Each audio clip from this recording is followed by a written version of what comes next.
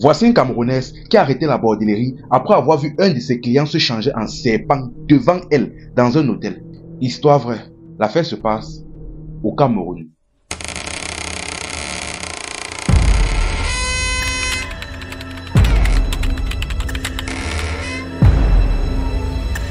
Bon, déjà pour tous ceux qui se demandent comment j'ai fait pour savoir ça, la jeune fille en question est en train de raconter son histoire partout sur les réseaux sociaux en ce moment. Voici la jeune fille en question. Ici, on va l'appeler Maïva. Ce qui se passe, c'est que Maïva est une jeune Camerounaise résidant dans la ville de Douala, au Cameroun.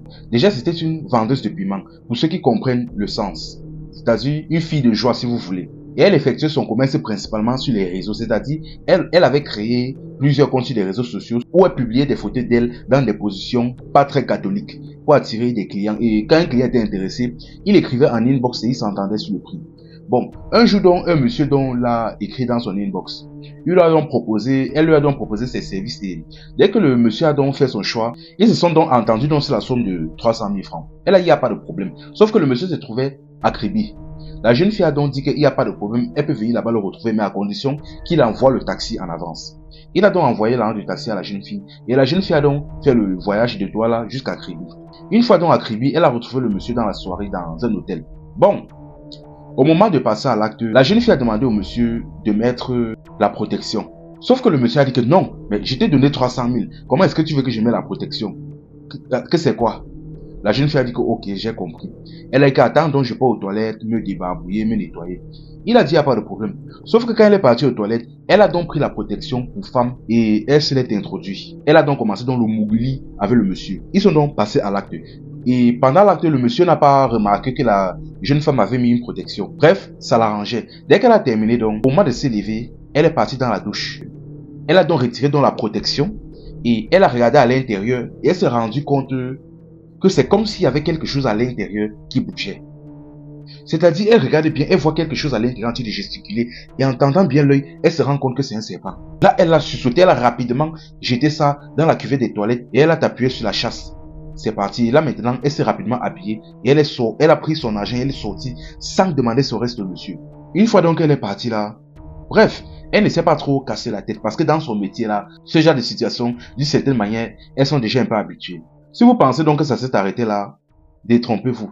Elle a donc continué dans ses activités normalement. Sauf qu'un jour donc, un des messieurs l'a encore écrit en inbox. Cette fois-ci, c'était un monsieur qui résidait à Douala. Il lui a donc écrit en inbox et elle lui a donc proposé ses services. Le monsieur donc lui a donné rendez-vous donc à Bonanjo, dans un hôtel à Bonanjo. Et vous devez savoir que Bonanjo, c'est la zone des riches dans tout le pays.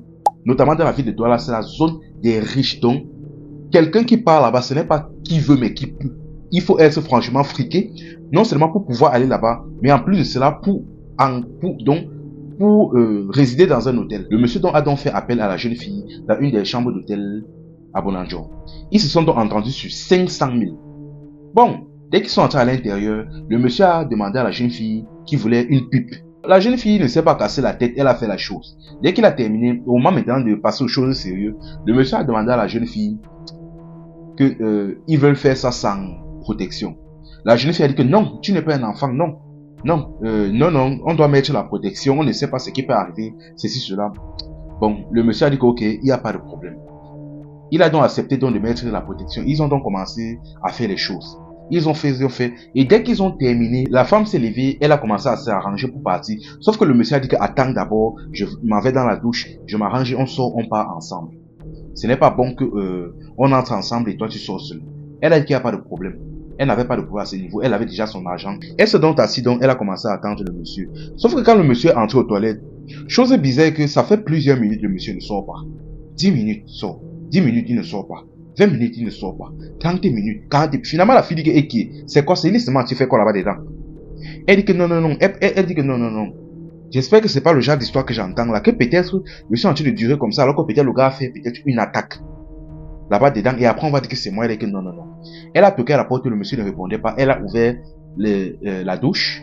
Elle a donc ouvert dans la porte de la douche. Elle a guetté à l'intérieur et elle voit un énorme serpent, un gros python au milieu de la douche, en train de ramper au sol.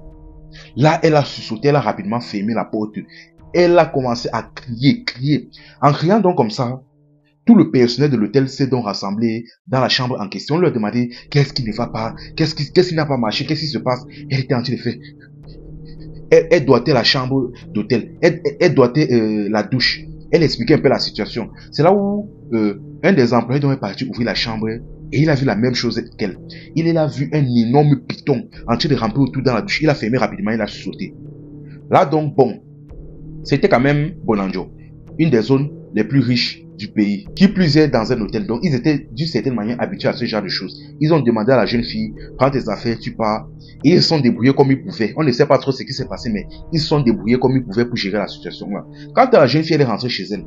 Sauf que c'est à partir de là maintenant que quand elle est rentrée chez elle, elle s'est assise. Là maintenant, vrai, il y a ce qu'on appelle la prise de conscience. Elle a commencé à remettre toute sa vie en question. Comme la première fois, elle avait échappé. La deuxième fois-ci, elle a dit que non, ça c'est un signe. Elle a dit que non. Là maintenant, vrai, elle a décidé d'arrêter la bordellerie. Que franchement, c'est la deuxième fois que ce genre de choses lui arrive. Et en plus de cela, c'est à peu près le même système. Toujours l'histoire de serpent. Elle a décidé d'arrêter. Sauf que bien évidemment, quand vous entrez dans le faux, c'est facile, mais pour sortir, même quand ce n'est pas mystique, c'est compliqué. Déjà, il y avait une suite de malchance qui la suivait. Sauf que la malchance là, bien évidemment, c'était un peu mystique. Parce qu'elle avait eu affaire à deux occultistes. Et deuxièmement aussi, sa vie était bizarre. Parce que sortir aussi de certaines choses dans lesquelles tu as passé toute ta vie, c'est très compliqué. Sa vie était devenue bizarre. Elle essaie actuellement même d'avoir des enfants, mais elle n'arrive pas. Elle essaie de se construire une vie, mais elle n'arrive pas.